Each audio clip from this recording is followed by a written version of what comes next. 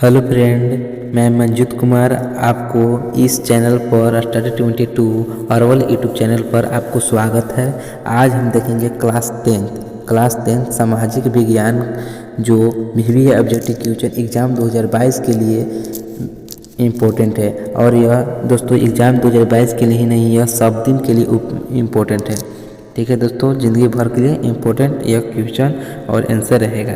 चलिए दोस्तों, time waste किए बिना फर्स्ट नंबर क्वेश्चन से देखते हैं। फर्स्ट नंबर है कि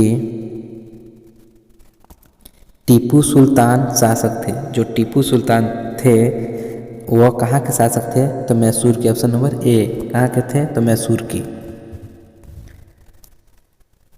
सेकेंड नंबर है कागज का आविष्कार किस देश में हुआ था? तो कागज का आविष्कार किस देश में हुआ था? तो चाइना में यानी चीन में हुआ था। पटना में गोलघर किस उद्देश्य से बनाया गया था?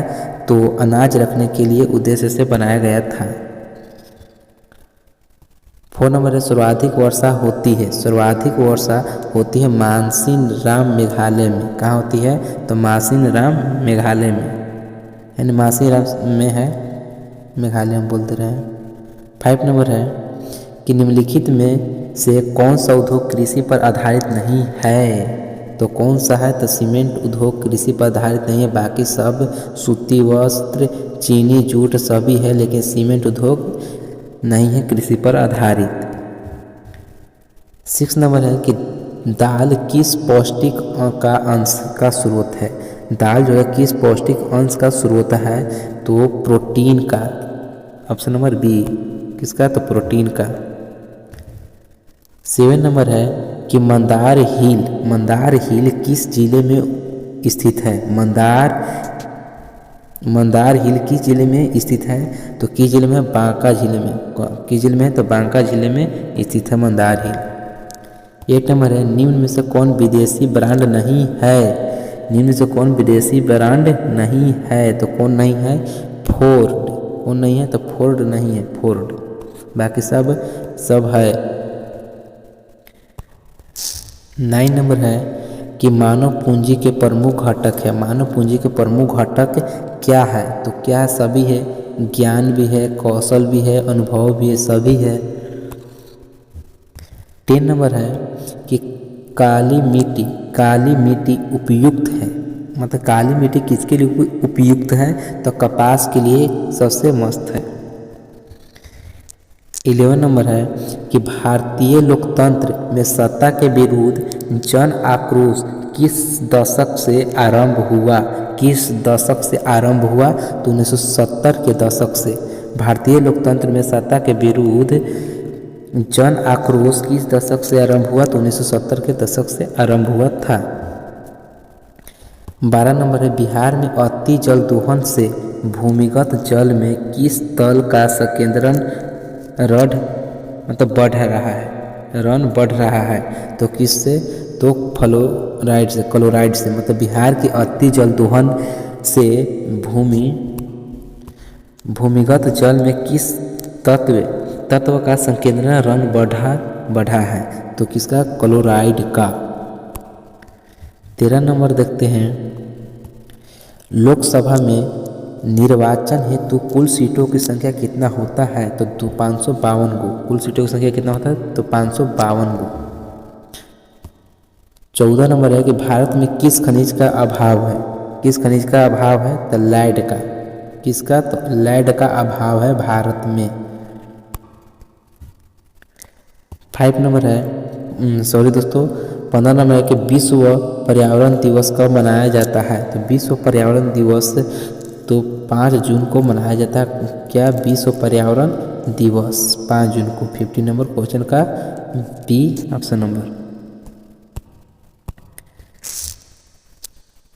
16 है मुद्रण सबसे पहले किस देश में आरंभ हुआ?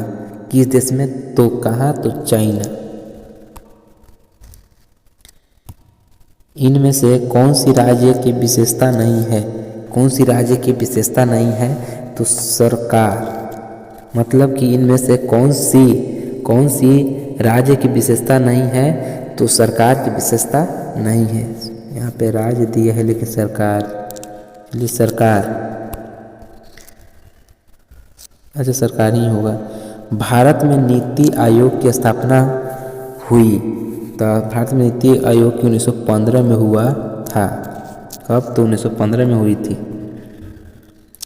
19 नंबर है कि चावल किस प्रकार की जलवायु का पौधा है। चावल जो है किस प्रकार का है? तो उष्ण अर्ध का पौधा है। किस तरह के? तो उष्ण अर्ध का। ऑप्शन नंबर सी।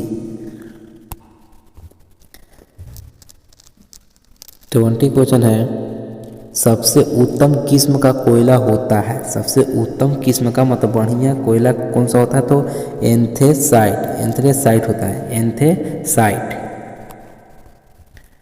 21 नंबर है कि निम्नलिखित में से किसे साम्यवाद के संस्थापक के रूप में माना जाता है। किससे माना जाता है? तो कार्ल मार्क्स को माना जाता है साम्यवाद के संस्थापक के रूप में, Karl Marx. Option number D. 22 नंबर है कि निम्नलिखित उद्योगों में से कौन सी कृषि पर आधारित नहीं है? कौन नहीं है? तो सीमेंट नहीं है। यह 2 बार क्वेश्चन फ्रेंड आया। 23 है, वार एंड पीस किसकी रचना है?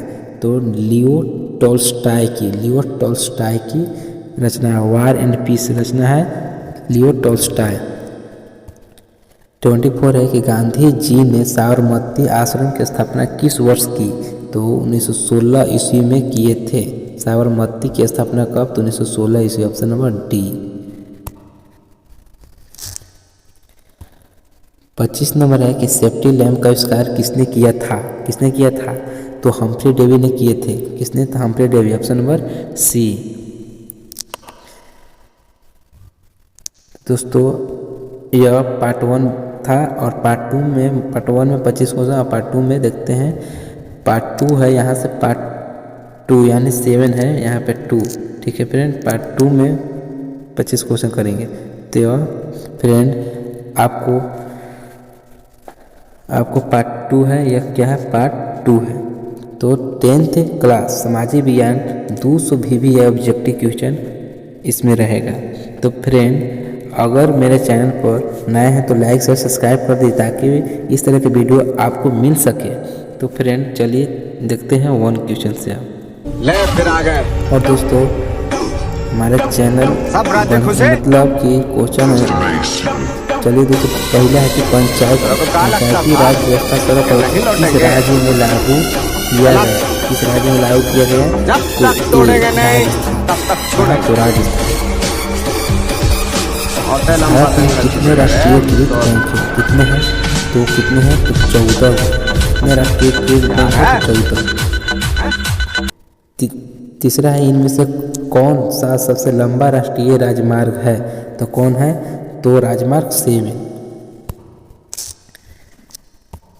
पीतल बनाया जाता है। पीतल किससे बनाया जाता है? तो तांबा और जस्ता दोनों से पीतल बनाया जाता है।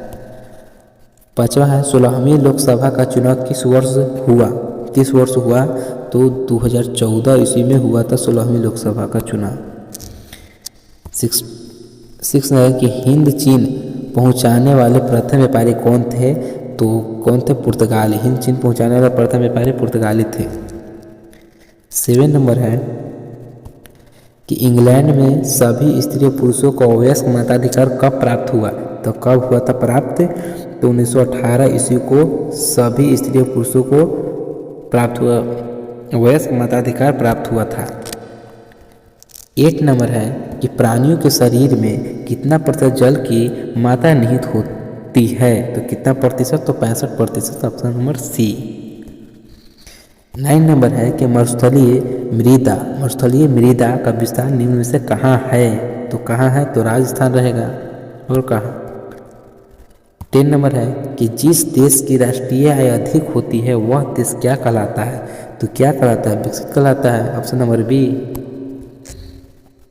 11 नंबर है कि देश के बांधों को किसने भारत का मंदिर कहा था? तो बताओ दोस्तों किसने कहा था?